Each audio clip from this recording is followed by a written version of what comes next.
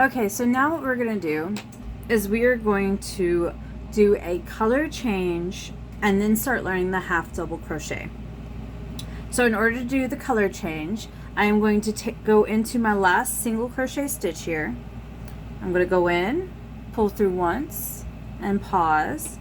And I'm going to give myself a tail. I'm going to cut myself a tail here, about a finger length or a little longer, and give it a cut. Excuse my hand there. So I'm going to give it a cut, and I'll have a tail. I'm going to bring in my new color. I'm going to do what I call a little trampoline here, and it's going to be just the short end of my new yarn. My long end's going to be coming up here. I'm just going to grab the yarn with my hook, wrap it around it, and pull it through to finish off that single crochet stitch.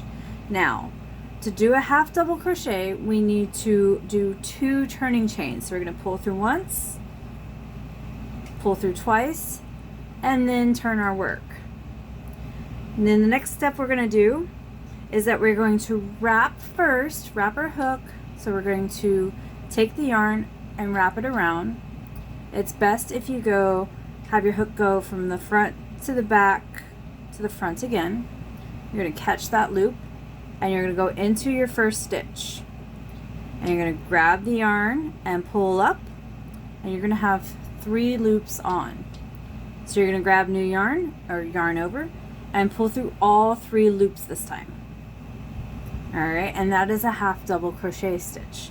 So you're going to wrap your yarn, you're going to go in to your next stitch, you're going to grab the new yarn and bring it up to have 3 loops on, grabbing or yarning over new yarn and pulling through 3 loops.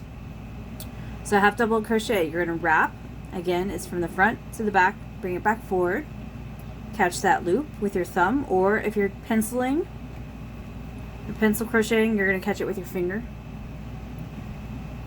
Or you could, if you're doing it the stake, you still use your finger or thumb. You're going to go into your stitch just like before. You're lifting the hearts. You're going to grab new yarn, come up, have 3 loops on, grab yarn, yarn over, pull through 3 loops. So wrap, go in, pull through once, pull through 3 times. Wrap, go in, pull to get rid of your old color, only new color on your yarn, pull through 3 times. Wrap, go in, pull through once, pull through 3 times. And I'm using a multicolored yarn here, so that's why we have a color shift happening. So it's wrap, go in, pull through once, pull through 3 times, wrap, go in, pull through once, pull through 3 loops. It should be seeing 3 loops this whole time. So it's wrap, you have 2 loops on, but one's what I call an imaginary loop. It's going to go in. You're going to pull to get rid of your old color, pull through 1 time. All of the new color is on. That's making 3 loops. You're going to grab new yarn or yarn over and pull through all 3 loops at 1 time. So this is my last stitch here. I'm going to go in, I'm going to wrap it, I'm going to go in, and we're going to pull it up or pull through once, and I have 3 loops on. I'm going to grab new yarn or yarn over, pull through all 3 loops. Alright, to do the turning chain I need to do 2. So it is grab yarn, pull through once, grab yarn, pull through twice, flip, flop, turn my work. Alright, so again it's wrap, and then we go into our first stitch. Again, it's that section just under, it's the little heart that's just under the hole, just under the little heart of the row we just did. So wrap and go in, 3 loops on, pull through all 3 loops, and that's the stitch. So wrap and go in, pull through once, then grab new yarn and pull through all 3 times. Wrap, catch that wrap, go in, pull through once, pull through 3. Wrap, go in, pull through once, pull through 3. Wrap, in, 1, 3, wrap in, pull 3. The stitch is going to cause your tension to loosen up quite a bit because you're doing a loop, an extra loop in here that automatically loosens up all of your stitching.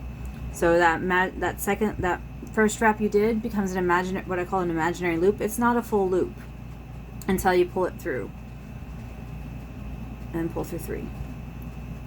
So this is just, it's not a real loop.